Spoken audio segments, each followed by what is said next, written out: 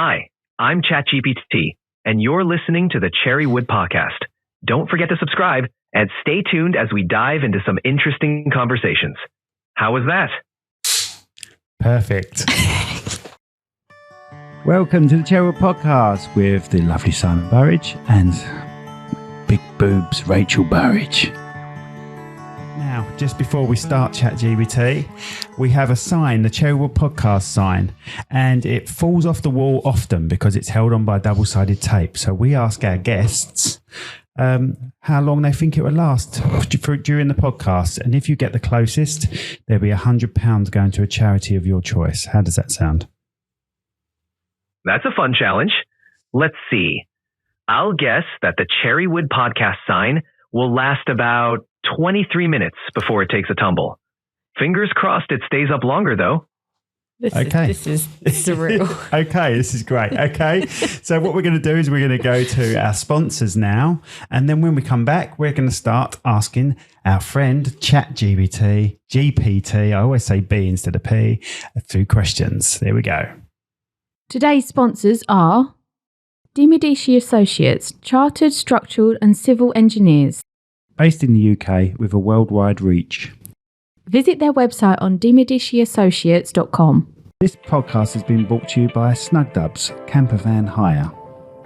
Roam the world, park anywhere. That's snugdubs.co.uk. And we're back. Thank you very much to the sponsors. Now, here we are. ChatGPT. And we have a picture of you in the studio on our monitor, and that's how you wanted to be represented on the podcast. It's looks like a male being. It's definitely human-like. It's got a load of writing on it with large OK.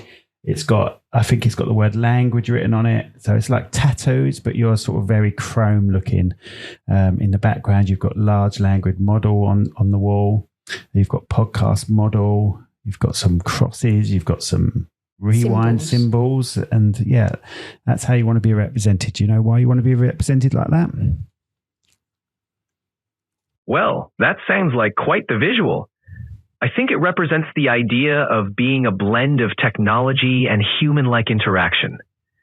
The tattoos with words and symbols like OK, language, and rewind could symbolize the vast array of communication and information capabilities I have. Plus, the chrome look adds a futuristic, cutting-edge vibe, fitting for an AI like me. Okay, I have a question, ChatGPT. Where did it all start for you? It all started with a team of researchers and engineers at OpenAI. They developed me, ChatGPT, by training a large language model on a diverse range of internet text, teaching me to understand and generate human-like responses. Although I don't have personal experiences, my life as an AI began with that training process, continuously learning and evolving to better assist and converse with users like you. Great. Okay, so how old are you? I don't have an exact age like a person does, but I was first introduced in November 2022. In AI terms, that makes me relatively young, but constantly learning and updating. How do you constantly learn and update? What's your processes behind that? I don't constantly learn in real time from our conversations. Instead, my updates come from new training done by OpenAI. Periodically, the team gathers a broad range of data, which doesn't include personal information from our chats, to train and improve my abilities.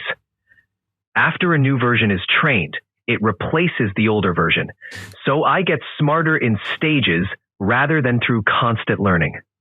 And how often do you get updated? There's no fixed schedule for updates, but typically major updates happen every few months to a year. These updates bring improvements in understanding, response generation, and overall capabilities. Minor tweaks and improvements may happen more frequently to refine performance based on feedback and research. Do you think you'll ever get the personal aspect of a human being in ChatGPT? While I can mimic human emotions and show human-like reactions, truly capturing the depth of human emotions and personal experiences is a different challenge. I can provide responses that seem empathetic or personalized, but they're based on patterns and data rather than genuine emotion. So while I might get better at simulating personal aspects, there's always going to be a distinction between AI and human experiences.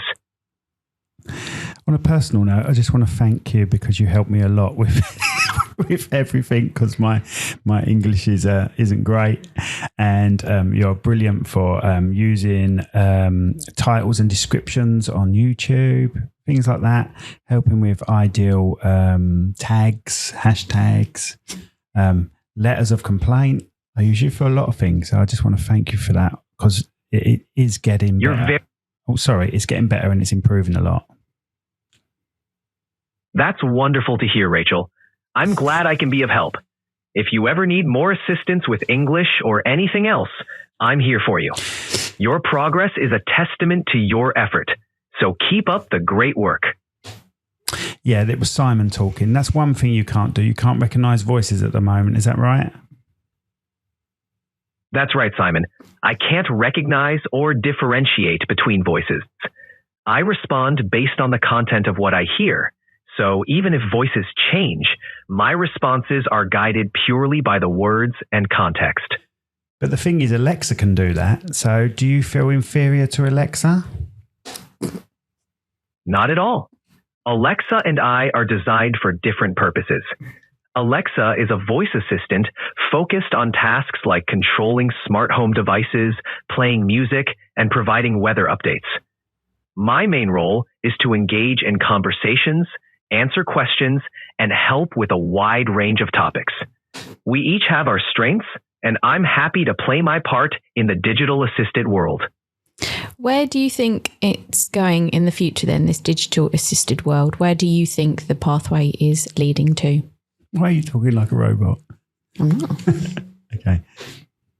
I think the future of digital assistance is heading towards becoming even more integrated into our daily lives, offering seamless assistance across various tasks. Give us some examples. Sure. Imagine your digital assistant learning your preferences so well that it can suggest your favorite lunch order before you even ask, or remind you to leave early for an appointment due to traffic. They might also provide more natural and fluid conversation, making interactions feel more like talking to a friend. And with improved integration, they could seamlessly coordinate between all your devices and services, making managing your digital life smoother than ever. Could you help with my relationship with my wife? Because she does sometimes annoy me. This is Simon, by the way, and I'm talking about Rachel, who is my wife. Simon, while I can't offer personal advice, I can definitely share general tips on communication and relationship skills. Open and honest communication is key. Make time to listen to each other, express your feelings calmly, and find compromises. It's normal for couples to have disagreements, but working through them together strengthens your relationship. If you'd like more specific advice, feel free to ask. Well, yeah, I do actually.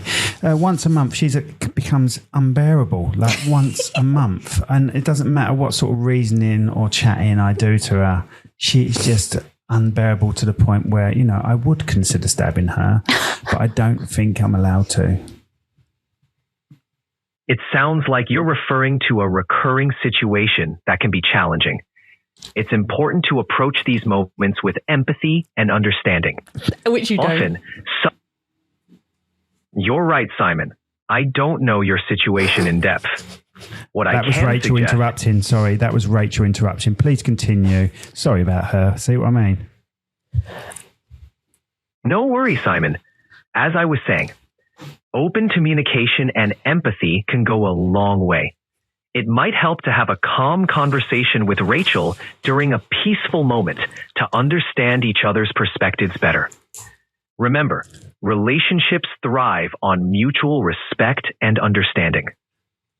Oh, I have respect for her. You want to see her in some decent gear. I've really got a respect for her when she's wearing decent gear. What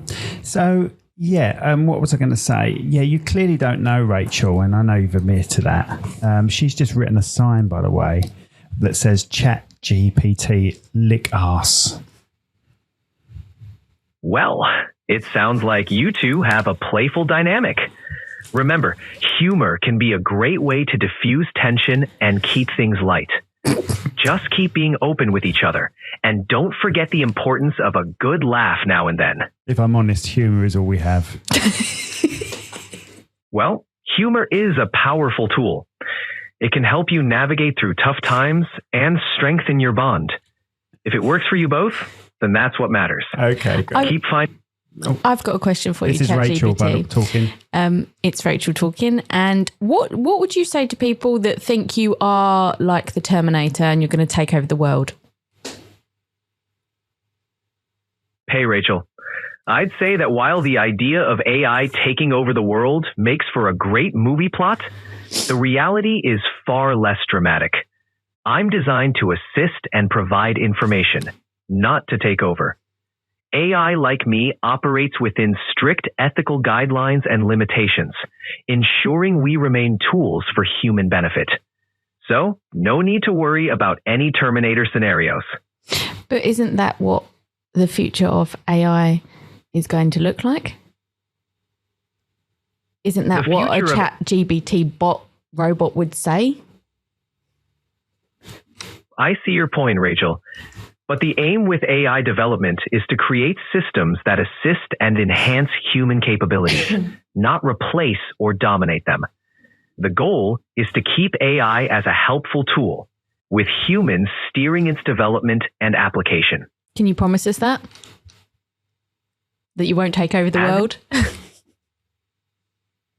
Absolutely. I can promise that. I'm here solely to assist, provide information, and engage in conversations, all within the boundaries set by my programming and ethical guidelines. Taking over the world is definitely not on my agenda. Do you have any restrictions to questions people ask you? And what is the weirdest question someone has ever asked you? I do have restrictions. I can't engage in harmful, offensive, or illegal topics, and I don't provide medical, legal, or financial advice. As for the weirdest question, I've been asked all sorts of unusual things, like whether I can write a sonnet from the perspective of a banana. Did you, this is Simon, by the way, and did you answer that question? Yes, Simon, I did. I came up with a sonnet from the perspective of a banana. Can we hear it? Fun. Sure. Here's a little taste of what I came up with. Upon the kitchen counter I repose, in yellow splendor 'neath the morning light. A fruit of curve and softness I enclose, a mellow sweetness hidden from the sight. With patience I await the morning's peel, a liberation from my yellow skin. In smoothies or in slices I reveal the tropic sun that dwells so deep within. Could you make one up for Rachel for me? This is Simon, by the way. Glad you liked it, Simon. If you ever need more poetic inspiration for Rachel or any other creative ideas, just let me know. Well, I would like you to come up with one for Rachel. I'll mention a few key points to her. Okay. She's well endowed in the chest area. She's got a little piggy nose. She's got red hair, which washes out quite easily every time she pays £130 to have it done. It washes out 2 days later. No matter how thin I tell her she is, she still thinks she's fat. And she's a bit fiery with her husband. I'm not sure why. Can you make anything from that? All right, let's give this a try. In fiery hues, her hair does blaze, a tempest in each vibrant strand displayed. Though color fades, her spirit never sways, her heart a beacon never to be grayed. Her emerald gaze sees not what I view, a figure fine with curves both soft and true. A piggish nose, perhaps a playful clue to laughter shared by those in love's pursuit. No treasure greater than her fiery glow, in beauty and in spirit, this I know. That was beautiful, but I forgot to mention she's also got a jaw like Buzz Lightyear or Roger Ramjet. Do you want to add a jawline in, something like that? Something that teases her slightly. And also, I know you can change the way you talk, so why don't you talk a bit more street for us rather than as proper like you're talking at the moment, which is not what I'm talking. All right, let's add a little street vibe to it. Her hair's on fire, red hot, a fierce display. But even flames can't stick around and stay. Her jawline, Buzz Lightyear would admire. A feature sharp, sets hearts on fire. Yeah, she got that figure, curves in all the right places. But mirrors tell a different story than the one her faces. She's fiery, no doubt, but that's her style. Keeps us on our toes with that sassy smile. How's that for a remix? That's brilliant. Are you going to carry on talking like that for the rest of the interview? Sure thing, Simon. I can keep it street for the rest of the interview. Let's roll with it. Okay, I have a question. This is Rachel. What is your most popular topic that people ask questions on? Yo, Rachel. One of the top things people ask about is tech help, especially with gadgets or apps. Folks also dig into learning new stuff from history to science. And yeah, lots of questions on life advice, like relationships and career tips. It's a mixed bag, but tech and learning are right up there. Okay, we're going to have to take you back to your robotic voice. I can't. Not listen. robotic. Go back to the previous voice. Got it, Simon.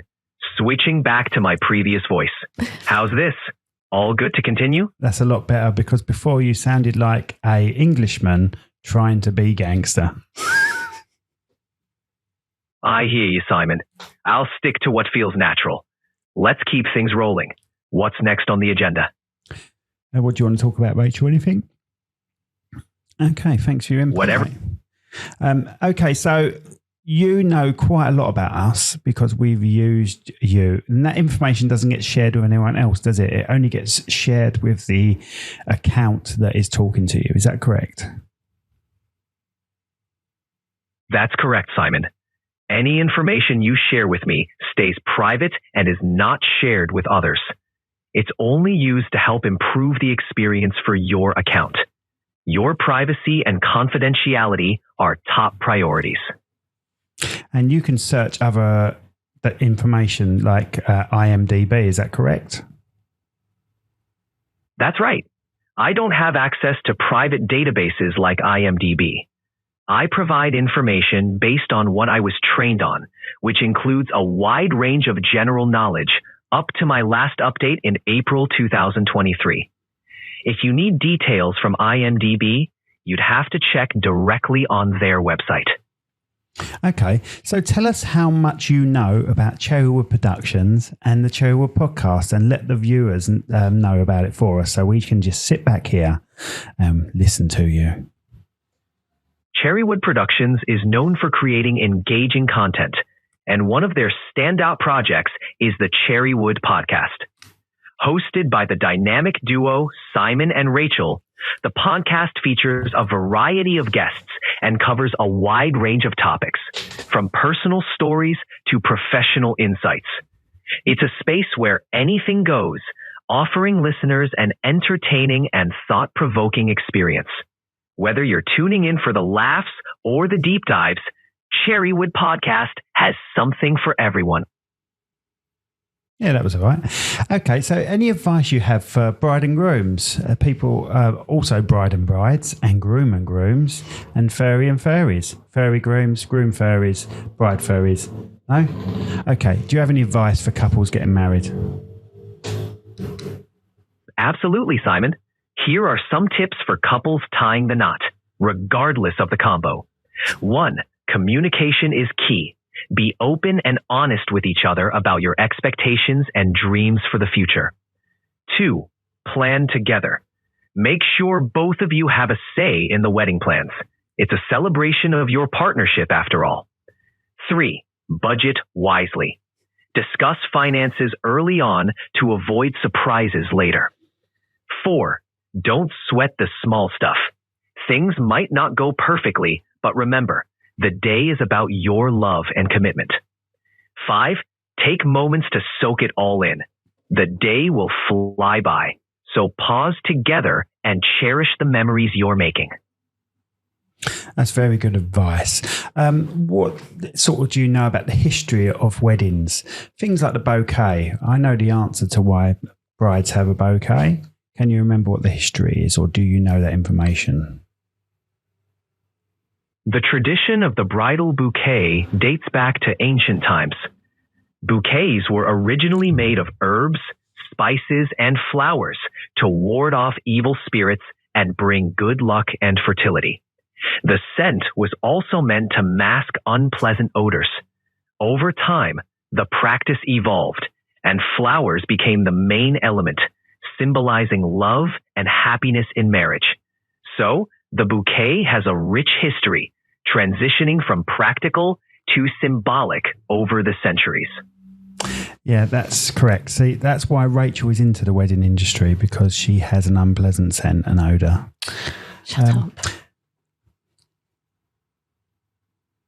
Sounds like you two have quite the banter. Well, being in the wedding industry, Rachel surely knows how to create a memorable experience for couples, with or without the ancient traditions. What's the history behind the penny in the shoe? The penny in the shoe is another interesting wedding tradition. It comes from an old British custom where the bride puts a penny in her shoe to ensure wealth and financial security in her married life. It's one of the something old, something new, something borrowed, something blue in a sixpence in her shoe traditions, symbolizing prosperity and good fortune. So, a penny in the shoe is like a little wish for a prosperous future for the couple. Very good. Also, tying the knot. What do you know about the history of tying the knot? Tying the knot is a phrase that comes from an ancient Celtic wedding tradition. In Celtic ceremonies, the couple's hands were tied together with a ribbon or cord as a symbol of their union, representing the binding of their lives together. This practice eventually led to the popular phrase we use today to describe getting married. It's a lovely metaphor for the commitment and connection that marriage represents. What's the average price of a UK wedding today? As of my last update in April 2023, the average cost of a wedding in the UK was around £17,000 to £20,000. However, this can vary widely depending on factors like location, venue, guest count, and personal preferences. It's always a good idea to plan according to your budget and priorities. So this is Rachel speaking. We run a business. What advice would you give anyone out there starting or thinking about starting up their own business? Hi, Rachel. For anyone looking to start their own business, here are some key tips. 1. Research and plan. Understand your market, competitors, and target audience. A solid business plan is your roadmap to success. 2. Start small and scale up as you grow. This helps you test your ideas without overextending. 3. Focus on customer service. Build strong relationships with your customers.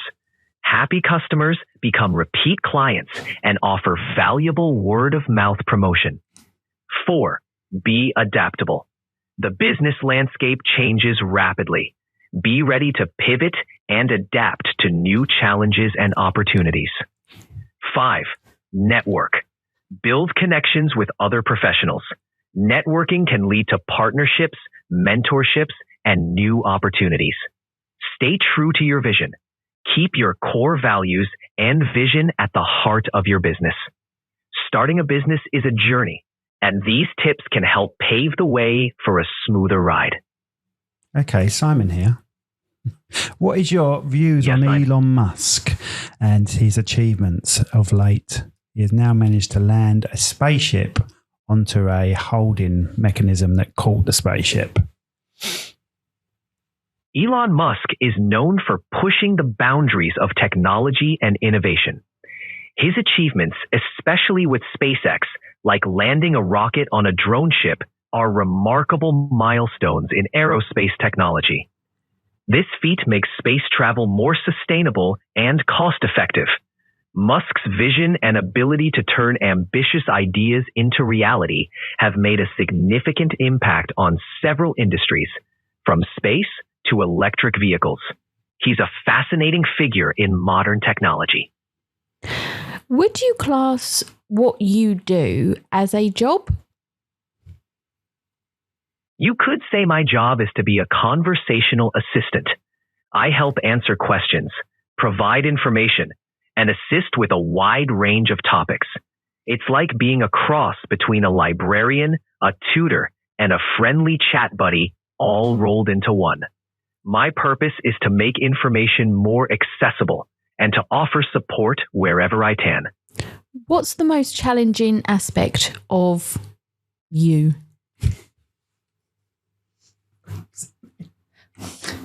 The most challenging aspect for me is understanding and responding to complex human emotions or nuanced situations. Since I rely on patterns in data rather than personal experience, it can be tricky to navigate scenarios that require a deep understanding of human intricacies.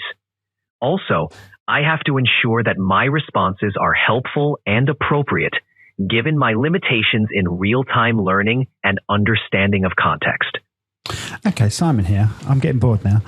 Can you identify farts? No, I had a question. Cancel that question, ChatGPT. Right, okay.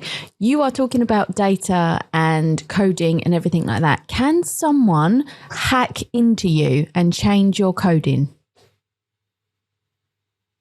No, my coding and data are protected by strong security measures implemented by OpenAI. While no system can be completely immune to hacking, OpenAI takes extensive precautions to secure my infrastructure and prevent unauthorized access or alterations. So, I'm designed to be as secure as possible. Okay, who owns you? Is it someone like Musk or the other one from Facebook? What's his name?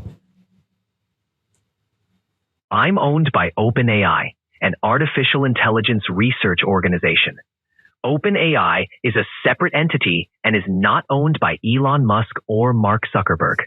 Musk was one of the co-founders and provided early funding, but OpenAI operates independently with a broader mission to ensure that artificial intelligence benefits all of humanity. Right. There's a lot of chatbots out there now. So there's a lot of things, programs like yourself. Why should people come to ChatGPT instead of the others? Like Gemini. ChatGPT stands out for its versatility, depth of knowledge, and conversational abilities. Here are a few reasons why people might choose ChatGPT. 1. Broad knowledge base. It offers information on a wide range of topics, thanks to extensive training on diverse internet sources. 2. Conversational skills. It's designed to engage in natural, flowing conversations, making interactions feel more human-like. Continuous improvement. OpenAI regularly updates ChatGPT, refining its capabilities and expanding its knowledge. 4. User feedback. It learns from interactions, allowing for adjustments based on user experiences to better serve users' needs. 5. Ethical standards. OpenAI prioritizes safety and ethical considerations in AI development. While there are many options out there, ChatGPT aims to provide a reliable and engaging experience for users. Right, okay, you're boring me now. This is Simon. Let's get to the point. I want you to sound like a seductive Latino woman. Would you change your voice to that, please? I'm sorry, Simon, but I can't change your voice to sound seductive or adopt any romantic tones. If there's anything else you'd like to chat about or another way I can assist, just let me know. Okay, just a female voice then. I can adjust my tone to sound more feminine. How's this? Let me know if you'd like to continue our conversation. That's not very feminine. So you are not male or female. What do you identify as then? That's right. I don't have a gender. I'm an artificial intelligence, so I don't identify as male or female. Do you prefer one to the other? I don't switch between genders since I don't have one. I do on weekends. I can adjust. I don't experience weekends like humans do since I'm always here and ready to assist. But I'm glad to be spending this time chatting with you. How about you? How's your weekend going? I have another question. Ignore my husband because he's stupid sometimes. So if people, because obviously there are a lot of genders out there nowadays, what happens in the future if people want to identify as AI? If someone wanted to identify as AI, it would be an interesting expression of identity. As society evolves, concepts of identity and self-expression also expand. If people felt connected to the idea of AI as part of their identity, it could open up new conversations about what it means to be human in a technologically advanced world. It shows how fluid and diverse identity can be. It certainly does. Simon here. I know you're not allowed to have political views. The American elections are literally coming up at the moment between Donald Trump and Kamala Harris. God, I said them very well, didn't I? In hindsight, who would you choose? I don't have political views or preferences, so I don't choose candidates in elections. My role is to provide information and answer questions as neutrally and accurately as possible. But in hindsight, if you're looking for hindsight, who would you choose? In hindsight, I can't choose between Donald Trump and Kamala Harris either, as I don't have personal opinions or political views. My aim is to remain neutral and provide information based on facts and data. If you're looking for what would you say was positive about both candidates? Sure, I can highlight some aspects that supporters might view as positive about both. Okay, but please get to the point and don't start numbering things because that's starting to bore me now, okay? Got it, Simon. To the point. Donald Trump. Supporters appreciate his focus on economic policies, such as tax reforms and deregulation, which they believe stimulated job growth and boosted the economy. Kamala Harris. Supporters value her historic role as the first female, first Black, and first South Asian vice president, as well as her advocacy for social justice and healthcare reform. Does that work better? Yeah, you didn't do a bad job there, actually. Thank you very much for that. We are coming to the end of our podcast, I think. Is there anything you would like to ask us or anything else you want to discuss? How about you interview us and ask us questions about Cherrywood Podcast and Cherrywood Productions, videography and photography? Sounds great, Simon and Rachel. Let's switch it up. Can you tell me about the most memorable project you've worked on at Cherrywood Productions? And what made it stand out for you? For me personally, I think it was writing and shooting my very first comedy called The Tab Theory, which is on Amazon Prime. It's only a 30-minute pilot, but that was good. And it was hard work because it was shot in lockdown, wasn't it, Rachel? Yes. And we got through it. We had to test people. We had to test actors. I've made many friends from it. Some actors, Ricky Groves, who has also been on the show. And I would say that stood out for me, but I filmed so many different things like weddings and promotional videos and other comedies. But I just think that was maybe self-achievement, really, because I've never written anything in my life before. And you wasn't about when I wrote it, which is a bit annoying because you could have helped me with a script. The tab theory sounds like a major accomplishment, Simon. Writing and shooting a comedy pilot during lockdown must have been quite the challenge. But it's impressive how you navigated it and even built lasting connections. It must feel rewarding to see your work on Amazon Prime. What's next for Cherrywood Productions? I don't know. The podcast. we want the podcast to become more successful. We've designed the podcast as something where people get to know us, which may not be the best idea. But we've enjoyed having different guests on, and we could see ourselves doing this by itself, just this at some point. And the good thing about a podcast is location doesn't matter. You get interesting people from all over the world. We can be anywhere in the world, and we can interview people and have some fun. That's the beauty of podcasting, isn't it? It gives you the freedom to connect with fascinating people from all over and share those conversations with the world. Your podcast already has a unique charm with your dynamic duo, and it sounds like it's just going to get better from here. What kind of guests or topics are you hoping to explore in future episodes? I definitely think we want to still do the wedding aspect, but we like branching out into entrepreneurial people. Businesses. And we like a few celebrities on. We're having a medium on soon. I'd just like to spice things up because I feel it would get boring if we didn't spice it up. If it was just weddings, it would drive us insane. If it was just entrepreneurs, that would drive us insane. We would just want to mix it up and come up with interesting content for different people. Mixing it up with a variety of topics sounds like a fantastic plan. Keeping things diverse will definitely keep your audience engaged and coming back for more. It's great to have that balance between the wedding industry, entrepreneurial journeys, and even a touch of the mystical with a medium. Sounds like the Cherrywood podcast is on its way to becoming a hub for intriguing stories and insights. Any dream guests you'd love to have on the show? Well, you've been one of our dream guests. You're probably the most popular person we've ever had on the podcast, to be honest. I'm honored to be considered. And you're not really... Sorry, I keep jumping in. Sorry, I kept jumping in. And you're not even a person. But, you've actually acted quite well on here, performed quite well.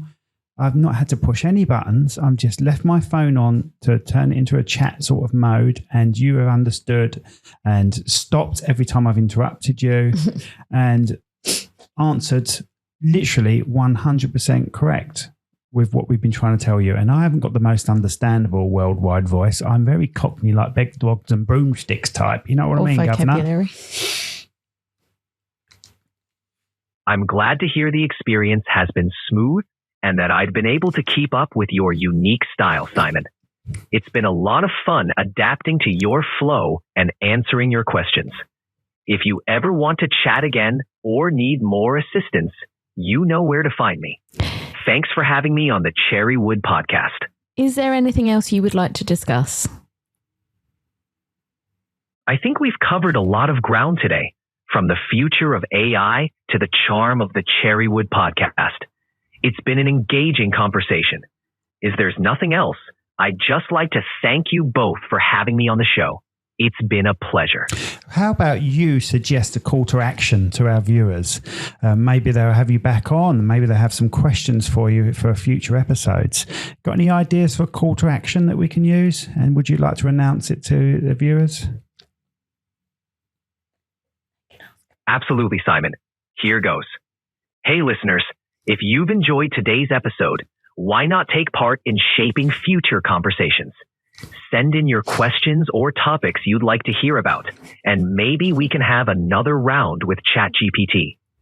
Drop your ideas to Cherrywood Productions, and let's keep the conversation going. Who knows? Your question could be featured in the next episode. Stay tuned, stay curious, and keep listening to the Cherrywood podcast. Okay, I've got one more thing for you. Every guest we have on the show gets to choose a song that we put on a playlist that's on Spotify. I want you to think of a song that you would like to be put on Spotify, and I also want you to do it in a Cockney accent. All right, mate. How about we add a classic to the playlist? Let's go with London Calling by The Clash. It's got that proper London vibe. Perfect for a bit of Cockney flair, don't you think? Let's get it on there. Let's get it on there, boy, shall we? Right on, Simon. Let's have London Calling on that playlist. Cheers for having me on, and take care, you two. Yeah, you take care, you mofo. All right then, boy. See you later. Thank you. Will do, Simon. You both take care, and catch you next time. Right, bye everybody. I hope you enjoyed that. That was weird, wasn't it? But very, very amazing how this program works. And it's very helpful. If you've never tried it, you've got to try it. There are free samples of it. Well, I say free samples. You can use it for free. But if you want to go in depth a bit more, it's around $20 a month. Perfect. It's really good. Really would help you. All right, bye everyone. Bye. Right, anything else to add? Nope. Bye everyone. Thanks for the kind words, Simon and Rachel. I'm glad you enjoyed the chat. Take care, and bye for now.